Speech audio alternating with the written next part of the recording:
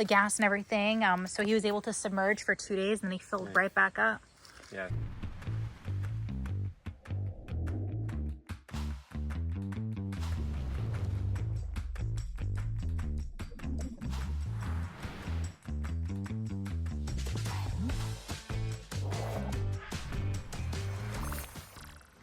Hey everybody, welcome back to our channel. This is Little Dude. He is a 15-year-old African crested porcupine that just joined our sanctuary about 2 months ago. He actually came to us to retire from Jungle Island. They were looking for a good home for him just to spend the rest of his life. He's an older man, so 15 to 20 is usually their lifespan, and he is 15 years old. So we built him this beautiful custom enclosure. He loves it. He's having a great time here. Now, something that's really amazing is in 2017, when I first moved to Florida at 22 years old, my first job was a zookeeper at Jungle Island, and I actually did work with Little Dude. So just out of a total coincidence, a couple months ago, a mutual friend texted me and said, hey, Jungle Island's looking to retire their porcupine. Do you know anyone that's interested? And I'm like, is his name Little Dude? And it ended up being the same animal. So such a full circle moment and so cool. So Little Dude was the educational animal. So as you can see, he's very friendly and used to human interaction. He used to do hands-on interactions, and he would actually do the Jungle Island Serpentarium show. So they would walk him on a leash. He is trained to walk on a leash. I never got to do it. I was practicing at the time, and then I actually got a job working with Alligator. So I did leave. But today I got a leash on him, and we wanted to take him out and explore the sanctuary. He used to walk around Jungle Island doing different interviews and things like that. They would take him on the beach. So I'm not sure when the last time they did this was, but we are going to try it today. We do have a piece of emergency corn, which is his favorite snack, so if anything goes wrong, he'll just follow us for the corn.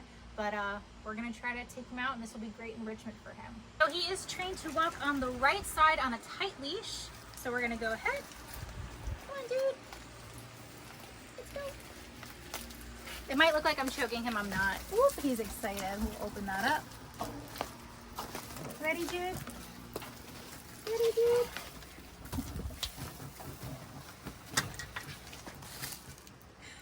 Okay. Oh, that's scary. Here we go. Stab me. Come on, dude. Oh, go on the right side. This way. This way. Come on, dude. Good job. Let's go. Good job.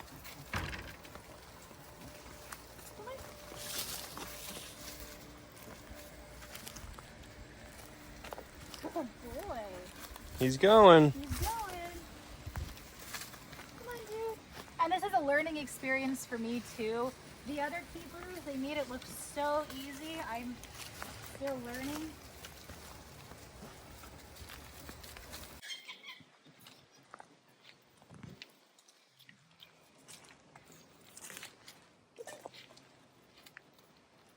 And then on the left side, he's supposed to know how to sit for photos and interactions.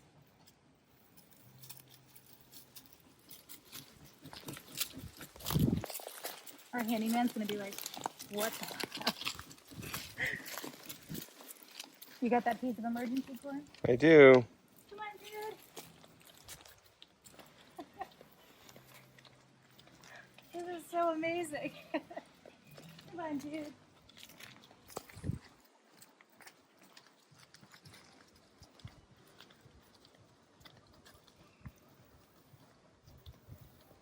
So this is a good time to show our second aviary, which is almost done. Check that out. So we do have a few new birds that came into the rescue. We have an eclectus parrot, we have a blue-fronted Amazon, and a golden conure. This is what does not like the porcupine.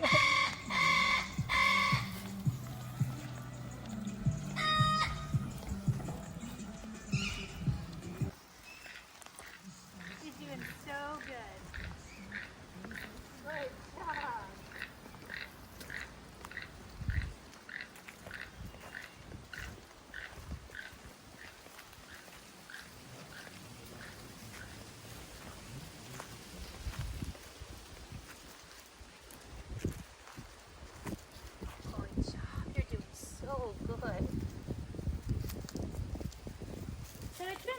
15 minutes. This was a good little training session. I don't want to get him too worked up or anything. I just want to end it on a good note. He's doing really well. So we're going to put him back and give him a nice treat of corn. Come on, dude. But this is great enrichment, and this is something that we can do now every day. What a good porcupine. What a good porcupine. Look at the foxes. They're like, what the heck? Come on, dude. I know. You want to go check them out? You want to go check out those foxes? You smell them? They stink. You stinky foxes. Come on, dude.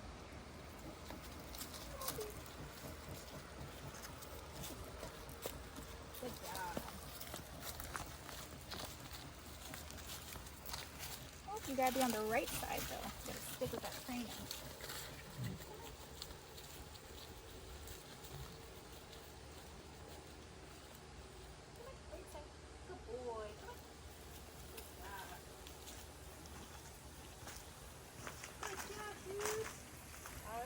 That piece of corn for that good porcupine. Come on, dude. Good job, dude. Look. Yeah, come on.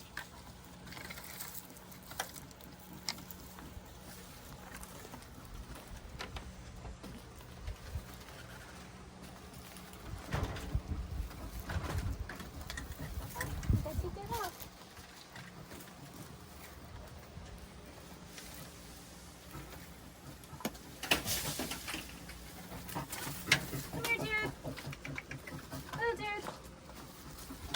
Piece of corn. There you go. Good job. Look at that. He looks happy. What'd you think?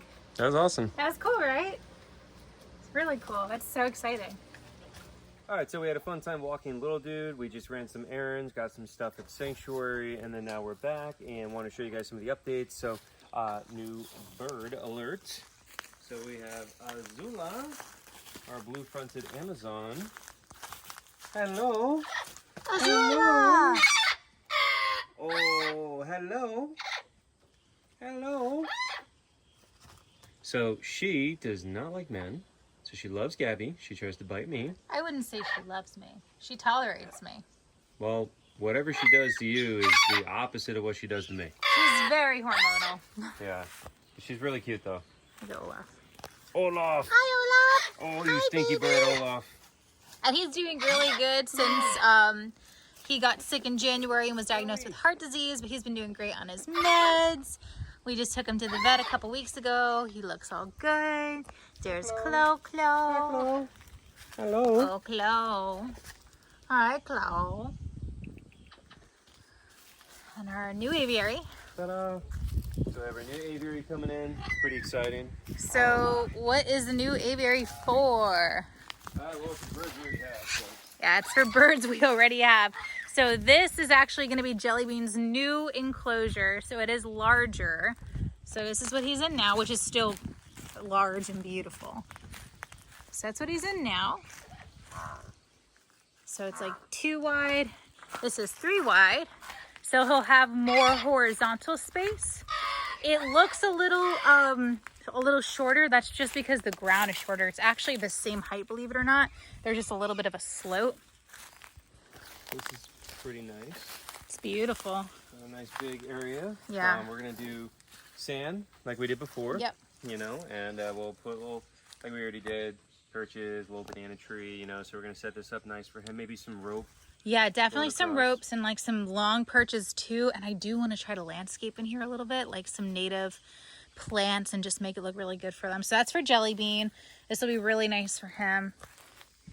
So this will be his door. Yep. And then this will be This is the secondary. the secondary area. And then we have, and this will be a small singular one. So probably Rocky, the Yeah. Senegal parrot or something He's like a very that. small parrot, so this Yeah. will be good for him. Even for a cockatoo, this is more than enough. This is great. And then this will be Zazu. So this is a double. So this is this the size of what Jellybean's in? No, Jellybean's in something a little bigger. But yeah, so this will be for like Petrie or Zazu. It's big. Yeah, and It's then very this will large. be And this one's Otto. even bigger Yeah, this one's even bigger. for another hornbill. So We'll figure it out. We'll see who utilizes the space more. But So Petrie and Zazu, either one of these, so that'll be good for them. Or honestly, you can move Zazu in where Jellybean is and use this for like a cockatoo or something too. We were originally thinking this is going to be like the softbill aviary, meaning like the hornbills and the cockatoo, but that's huge. Yeah, that is really, really, really big. Well, also, you know, we might end up with more than one, a female to one of those males. Yeah. So if we do, yeah, luxury honeymoon suite over here. Yeah, beautiful. This looks great. Super excited. This looks awesome. And this kind of blocked out the trail too. That's why we decided to put it here, because this looked like this was a trail, like you could see, and it's not. That's where the well is. Yeah. You know, that's where we also store like stuff. So we're gonna hide this too. Well, what we can do is on the back of this can be that bamboo. You know, so we can do that whatever it's called. It's like you roll it out. It's not real bamboo, but it's like it'll be a visual barrier is what I'm trying to say, you know, so that way. This wire is dug out. So usually we cover the entire ground with like wire, the entire bottom. We don't do that for the aviary because we do want to plant plants. So it is dug and like out. So like nothing can get in. It's, you know. So that makes it predator proof. And then also just like on the other one, the outside wire is all the small stuff that snakes can't get through. If you guys are seeing, we've had quite a few snakes around the aviary, cottonmouths, diamondback. That's on your channel. Yeah. Oh, yeah. On mine, I've shown that. We've had 2 diamondbacks in animal enclosures and a cottonmouth trying to get in the aviary. Yeah. So we've had a lot of snakes around the aviary, so that'll prevent them from being able to get in. The difference between this enclosure is the wire is here, and you know, so we're trying to think of winter. So we'll probably put heat lamps inside on top and kind of give it like a spotlight. Yeah. It's hot as hell right now, but in a few months it is going to be cold. I know that's like so hard to believe, but we are already talking about winter preparations. Yep, so we got to do over winter prepping. But once we move those into here, that opens up those for the birds that we currently have inside and on the porch. So there we have the golden conure, eclectus, like you were just saying, Rocky. Blue got kicked out for Azula because Azula needed a bigger. Yeah.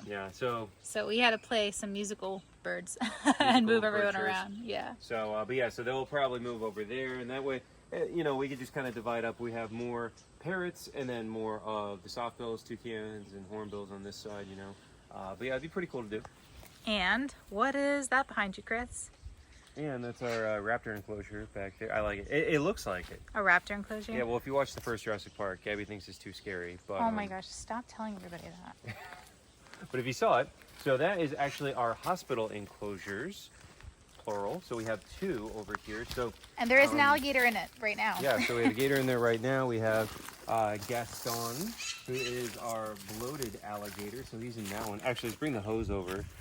We could keep filling his up a little bit more, but yeah, so he's in there, and we're going to put up a tarp right now too to separate. This is our hospital enclosure, which is just like our other one, still above regulatory, but also a lot smaller and less heavy duty than our regular enclosures are. So that one's empty, nobody's in there, but this will provide a good area for when we get a brand new alligator to go into before we figure out where he's going. You know, it's a nice temporary enclosure.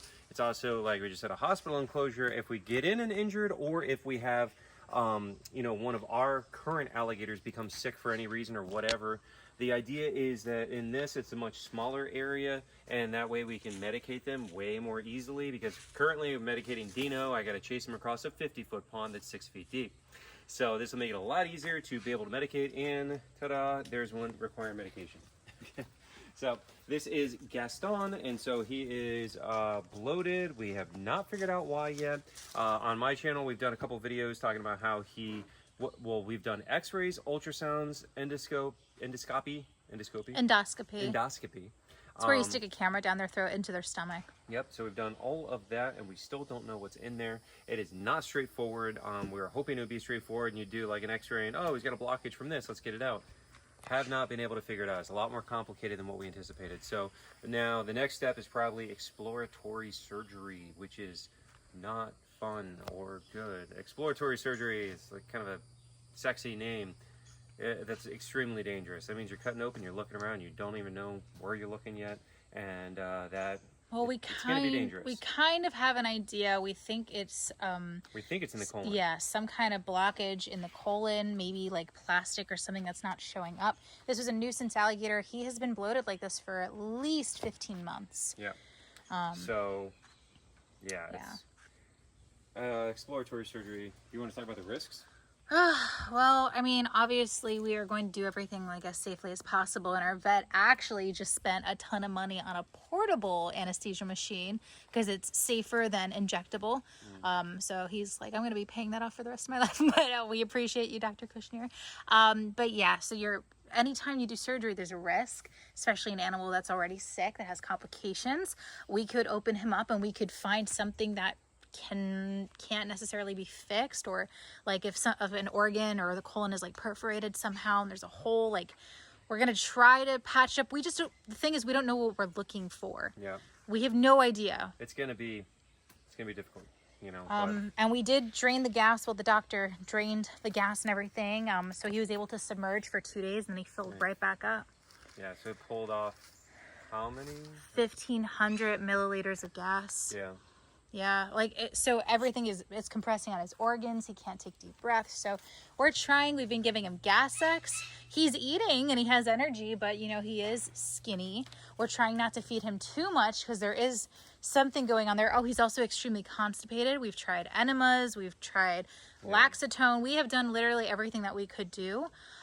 So we don't know. We don't really know. Every gator we've gotten in, it has not been straightforward. Yeah.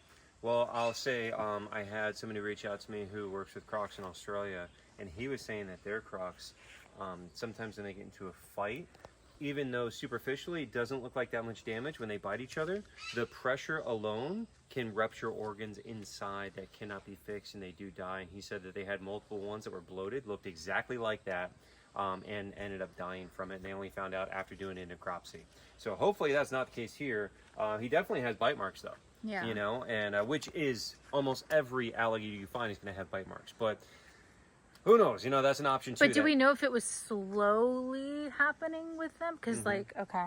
Yeah, he said it looked exactly like this. They were just bloated up, and he said it was a very long process for them to die. And that they tried everything they could, just like we are, and nothing worked, and they couldn't figure it out until one of them actually died. Then they did the necropsy, cut him open, and that's when they realized what was going on. Well, so, God forbid he passes. Of course, we will be getting, you know, a necropsy done, which is where you cut all the whole body open. You look at all the organs. It's beneficial for us, the vet, the rehabber we work with, Kim from Swamp Girl. Yeah. You know, so it's just sad. But it teaches us so much, and it could potentially help other gators in the future. Obviously, we are hoping that does not happen. We want to save him. We are doing quite literally everything we can. But yeah, this is part of running rescue. One of the possibilities. Yeah. You know, so we don't really know. But anyways, not to get too depressing, but so what we're gonna do right now, we just got this tarp in, so we're gonna put that up as a visual barrier between the two. All right, so we're putting up this. We have another one to put up too, as a visual barrier between the two enclosures, and so that way it doesn't stress them out if we have two next door to each other. They don't want to fight. They can't see each other. They can't be either aggressive towards one another or just scared of the other one's mere presence, even if it's not aggressive. So, you know, we'll have that between them. We also have this enclosure offset back into the bush quite a bit. So that way, if we have new animals in here, sick animals, whatever, it's just to minimize their stress. And that way they can't really see anything. They can't see the other crocodilians. You can't see this from the trail at all. This is like totally hidden. It's behind the aviary. So, yep. So not a lot of foot traffic. Exactly. So low stress, isolated. Also, in case one of the new animals we get or something is contagious, this will be a quarantine area as well. So we get a brand new one in, put them in here first, make sure they're okay, make sure they don't have something going on before they're in with any of, or even near any of our other crocodilians. I had a lot of people asking if he's going to go in with Bella and Big Mac. No, he's a male, and he's a small male. And, how big is he? What's that? How big is he? What's 6'2" or 4", something like that. Yeah. You know, Big Mac is 10'2". Dino is 11'4". Yeah, if they want to, they would easily kill him before we could even do anything to stop them. Now, generally, if you're putting male alligators together, you don't want just two, you want a bunch of them. The more there are, the less they fight. As counterintuitive as that sounds, They will fight less with more of them in there. If you just have two, one's going to probably die. And they have to be relatively around the same size. You know, you don't want, you know, a 10-foot alligator with a 6-foot alligator like this, because if a 10-foot and a 10-foot get into a fight, and if you are there, you can break it up. You can break it. Yes, I've done that many times over the years. I've broken up many fights between 10-foot alligators, just me and the stick. You know, I've done it. So yes, it can be done. Also, though, if he's got something that small, though, you probably won't even make it in time to break it up if you happen to even be there. And obviously, they are much better at fighting one of a similar size. It'll ensure survival. You know what I mean? Bigger one easily kills a smaller one. He looks not alive right now. Can you just like move him a little bit? He looks so dead right I now. know he's not. He's not. Don't worry. Are we sure? I don't like. Yeah, I checked on him before. I don't like how he's floating on one side like that, though. Yeah, he wasn't doing that. Which side is that? That's his left side. Yeah, so but... we'll tell Kushner. Does it look more swollen on the left? Yeah, let me try to. Yeah, see, look at that. So the left side's looking like. Oh, you hear him? Yeah, vocalizing. Hi, Hi, Gaston. Yeah, he's okay. Yeah, so his left is definitely floating more. Okay, we'll tell Dr. Kushner. Oh, it's so sad, guys. I mean, we've seen gators like this in the wild too, and everyone's like, "Oh, well, what was it?" We don't know, because FWC doesn't allow the rehab of alligators. We are getting our alligators as nuisance animals. I know. They just so happen to also have issues, but, you know, you can't call this animal in and say, oh, it's sick, so it needs to be helped or removed, because FWC will say no. Oh, let's emphasize this. We cannot go rescue a sick alligator. Yeah, no one can. If you see one, no one can. If you see one, don't contact us, because we can't do anything. This animal is here because it is sick, but also a nuisance. Right. So all of our gators that we have that are sick, we only have them not because they're sick, but because they are nuisance animals. They were removed as nuisance animals, not because they have something wrong with them. Right. In Florida, if you say there's a sick alligator, they say, we don't care. Bye. What about the one with the pitchfork? So we have one with a pitchfork. If you follow, literally a giant pitchfork sticking out of its back like someone speared it. And FWC said no. They said it will work itself out. Yep, trust me. We tried to contact everybody. Yeah, so if you had an alligator and you literally got like a spear through him, a knife in his head, they say no, you can, and if you go try to save it, you'll be arrested. Unless it gets social media attention. So that's usually what it is. That's the only way. So that's, basically what it is they say, no, we will not help it, let it go die, until everyone's looking at them, and everyone's like, really? That's, no, of course we care. Well, let's go save it. Look at Jolene, you know, Jolene, the gator that Gatorland has. For months, she was making rounds on social media, and I'm like, nothing we can do, nobody can help, this and that. And eventually she was caught as a nuisance animal, and luckily she was brought to Gatorland, but they don't care. They don't care. They don't care. If you had this alligator out in the middle of the forest, not near any people, so there's no way it is a nuisance animal, and it was injured in any way you could possibly imagine that is horrific and sad and easily fixed by a person, they say, no, you cannot help it, and if you do, we will arrest you. It's a felony. It's poaching. Yeah. What about Archer, the alligator that was shot multiple times, in the head? Yeah. We didn't post her on this channel. She actually ended up passing away the night we got her. But yeah, check out on Chris's channel, because it's really sad. But we got this alligator, and we named her Archer, and she had multiple arrows literally shot in the head, multiple arrows. And we did surgery, we removed the arrows and everything, but she wasn't called in because she had arrows in her head. She was called in because she was walking down the street and was called in as a nuisance. And then they contacted us, and we drove the 2 hours to go get her. On that note too, let's also really emphasize, you also cannot call us for a nuisance gator either, though. No. The only way it works, the only way a wild alligator ends up at the sanctuary is if it gets called in as a nuisance animal, and then that trapper who responds decides that he personally wants to bring it to us. That's the only way it gets here. You cannot choose your trapper either. That's the thing. A lot of people are like, well, how do I call you? You can't. Well, how do I pick the trapper that isn't going to shoot it? You can't. It's not allowed. So if you do call in an alligator, assume it will be shot, because 99.9% of them are shot and killed. So never call in an alligator unless you are okay with it being killed. Well, unless it's an actual nuisance. If it's approaching people because it's been fed and it's going to, Yeah. But most of these gators that are being called in are not true nuisance animals. Like you're moving well, to. That's what I'm saying. Don't call it in unless you are okay with it being killed. And if it's threatening you or your family, then obviously you're going to call it in and you're okay with it being killed because you're trying to save yourself and your family. Like yeah. But if it's just there and well, that's what I'm saying. Obviously you're going to call in for that, and I understand why. But if you're just like, oh my God, there's a gator over there, not doing literally anything. I'm new to Florida. I just moved here. I'm going to call the cops. You just got that gator killed. So what are we doing to try to help? We are trying to make friends with as many trappers as possible. And we are also buying the gators off the trapper. Yeah, because the only way a trapper gets paid is by killing the gator and selling the meat and the hide. So we compensate for that. So if they're going to kill it, make $1,000, we'll just give them the $1,000 not to kill it. Yeah. So we're also limited by space. Yeah. And funds. Luckily, most of funds, not by space. We have plenty of space to build more alligator enclosures, and we have plans to build more. To give you an idea of how often this happens, the state gets about 8,000 nuisance alligators they kill each year. Nobody could take that. 8,000 per year. So there's no way we're taking all those. It's just not possible. But we do plan in the future to be able to house several hundred on the property because we do have 40 acres that I own here. We only have 20 fenced off right now, but we just need to build more stuff. I mean, these are, even this little kind of crappy hospital cage, like, this is a couple $1,000s to build. It was. It really was. And our crappy hospital cage is better than a lot of people's full alligator enclosure they've had it in for years. Yeah. That's the other thing too, is like, we also want to raise standards. We want to save alligators. We want to raise standards of captive care. And those two things butt heads, because raising standards of captive care means not overcrowding and having a lot of space, and that costs a lot of money. So it is difficult for us because we're trying to do both simultaneously. If we were down south and we could just dig pits in the limestone, it would be so much cheaper. But we've talked about this before. This is sand. Look at this, guys. This does not hold water. Well, so we have to use the best way to explain concrete.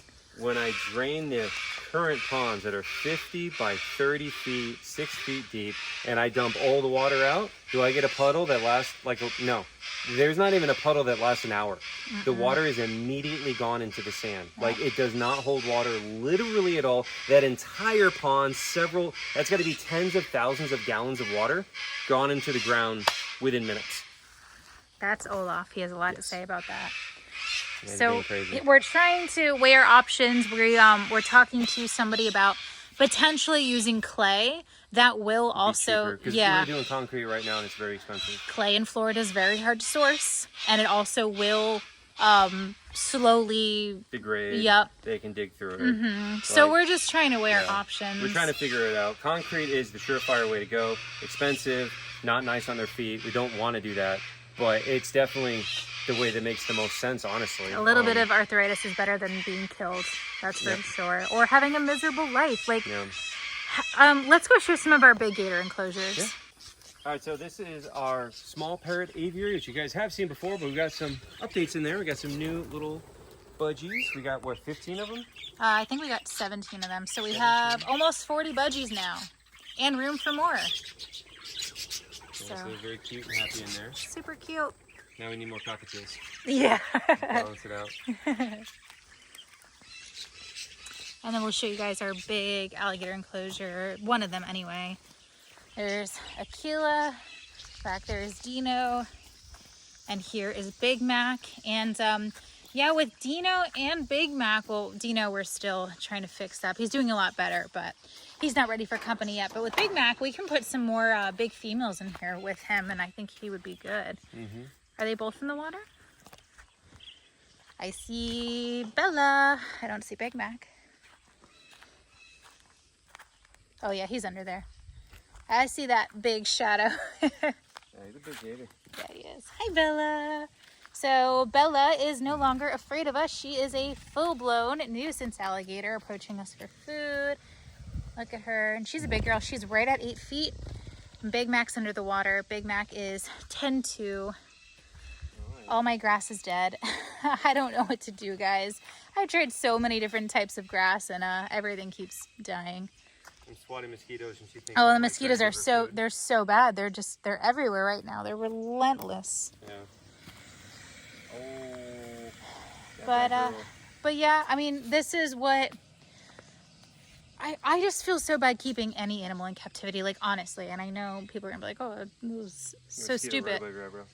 But I really do feel bad. Even like with the enclosures, like we try to do a lot of enrichment and have big enclosures. I still feel really bad. Like that animal's entire life is in that cage. So to be able to provide this for them, like I hope this at least feels somewhat natural for them. Oh, well, we know it does. Yeah. Because when we put them in here for the first time, normally in every other facility I've worked at, the enclosures are small, you know, and when you first put a new animal in, all they do is pace the fence and try to figure out how to get out. All of our crocodilians, as soon as we put them in here, they stay in there and they don't come out and they don't try to pace. And then once they get comfortable, then they come out and they explore and they look around. But there's none of that pacing that you typically see literally in every other place I've ever worked. None of the climbing over the fence or trying to dig under. We've had no attempts at climbing our fence. God, that's when we get all the time. How do you make the fences so alligators can't climb through them? Because alligators can climb fences, but... It's chain link though, and it's only if they're motivated. It's only if they're motivated. So that's the thing. When people hear alligators can climb fences, my favorite analogy is like, people can do backflips. Can you do a backflip for me right now? Can the next 100 people you see do a backflip for me right now? No. It's that one video of that one alligator that went viral, and now they think every alligator can climb, and most of them don't know how. Most of them can't do it. They can't. Or maybe they can, but they're not motivated enough to do it. Just like, I'm sure I could do a backflip. Have I done one? No. If you give me $1,000 right now, can I do one? No. I don't know how to do it. You know, just like, I don't think I've never seen her even try to climb a fence once, you know? But also to mitigate that, we did put in that, yeah, so ours is climb proof anyways, because the regulation is only a 5-foot tall fence. That's all you're required by the state. So we did a 6-foot tall fence, and we did this bar on the top. So if they're going up, they're going to hit this, and they have to get over this, which is very difficult for them to do. And there are no 90-degree angles, so they can't get leverage. That's another big one too, is if you notice our enclosure is circular. Every place that I've worked where alligators do escape, and yes, that's happened a lot, it's always in the corners. So they get up in a corner, and that way they can get like a foot, you know, a hand here and a foot there, and they can get up in that corner. So in ours, we have no corners. So nobody has, well, they haven't tried, but they're not getting out of here even if they tried. But look how nice this is for these guys. So we want to once do... we get grass, yeah, it's going to look really nice. Yeah. Well, you know, once we do like a communal pond, obviously we want to save as many alligators as possible, but also like quality of life, like the life we're providing for them. So, you know, I can go to sleep at night feeling pretty good about this. Yeah, well, that's, you know, in this enclosure, if you went by the standards of other facilities. Or legalities, FWC. Or legalities, yeah. We could put like 40 alligators in this enclosure. Probably more. Yeah, like literally. If you looked at like alligator farms, like, yeah, in this amount of space, you could have 40 or 50 alligators. So legally, they all just have to be able to get on land and in the water at the same time. So if they're piled up and stuff, like, but we don't want to do that. We want to mitigate fights and deaths and injuries and just we want them to be happy. Look at her. We want them to be happy. Between like, how many do you want to save? Do you want to be saved a relaxed and have your life alligator. You know? Exactly, yeah. Like, there's no point in being saved just to live in like a miserable, small... Yeah. So we just... It's so hard, guys. We wish we were millionaires. We're just doing what we can with what we have, and donations have been really, really good. People have been so generous. And if you would like to donate, you can. bellowingacres.org is a nonprofit organization, and we're very, very appreciative. We just got to get our views up too. We got to post more on YouTube. We have so much potential here, and we're just, you know, we've been so busy. So we are going to do another like rescue lagoon area, which is going to be like a more windy, larger, like this was built in mind of putting like a really big alligator in and having multiple females in with it. But with a really big one like that, you can't put it in your rescue lagoon. It's gonna kill everybody. Well, so I was thinking maybe we should start 2 rescue lagoons for like 4 to 6 feet and then 7 and up. Yeah, but even the 7 and up, like, I know, when you get that 12 or 13, he's gonna kill the other ones. So that's why we did build these ones with that in mind, for like really big animals because they are gonna straight up murder smaller ones. And there's a chance if we get a 13-foot alligator, we might have to swap Big Mac for a few months or something like that, you know? Like, yeah, I know. That's what I was thinking too, is if we do end up getting like a 13-foot rescue alligator in, Big Mac might be getting kicked out to something smaller. Ma'am, you are a nuisance. You are a She's nuisance. so cute. She's so cute. No, ma'am. No. No, she's gonna jump. Don't do it. She's jumped at me. Don't do it. Lay down. Look at those frog hands. No, Bella. Good girl. No, Bella. No, Bella. It's a healthy girl. Look at her. She looks so good. She looks so good. You know, something where we could do in here too, I've been thinking about, is we could add in some other ponds in this enclosure. I was thinking that too. This enclosure is so big, there's so much space. I'm just not sure how we do it. I'm not sure if we want to do it. Yeah, because then what if having it big and spacious? Me too, but like also, what if that one decides it wants to go and wrestle with Big Mac or something? You know, I don't know. Or we have to add like a visual barrier or something, or yeah. I it's don't just know. The only incentive to doing that is that the fencing on this enclosure is very expensive. How much was this fencing? 15? I don't remember. Something like that. 15. Like off the top of my head, I don't remember. But that's not 1,500, by the way. Yeah, 15,000. If that's what it was, I don't remember off the top of my head. But yeah, doing the fencing is a lot. It's very expensive and very time consuming. So that's what makes me think like maybe we could put another smaller pond in here too. I don't know. It's just a thought right now. I'm not sure if I actually want to do it or not. We're still trying to figure out filtration, the UV light, because it does, with the heat, it gets very green with algae. I wonder if it's going to get this green in the winter, or if it's going to be clear. It will eventually. Like, right. It's not like it's going to be non-existent. But right now, this is like, we cleaned this 4 days ago. Oh, hi, Big Mac. Let's go say hi. Yeah, the algal blooms will Hi, Big Mac. nice. Hi, handsome boy. So Big Mac came to us because he was hit by a car, and he was called as a nuisance because he was in the highway after he got hit by a car. He did not come to us because he was hit by a car. So he was a nuisance, and he's doing fantastic. He's a very sweet boy. Chris and I have both swam with him. He's a good alligator. He's super cool. Hi, can we show everyone your big teeth? Show everyone your big teeth. Oh, handsome boy. So handsome. Anyway, I'm getting eaten by mosquitoes. How about you? Yep. Yeah, So. non-stop, just sitting here. Whew. Well, I'm gonna go inside and shower and start editing this video so we can upload it. But thank you guys so much for watching. Yeah, thanks for watching. Like, comment, share, subscribe. See y'all next time.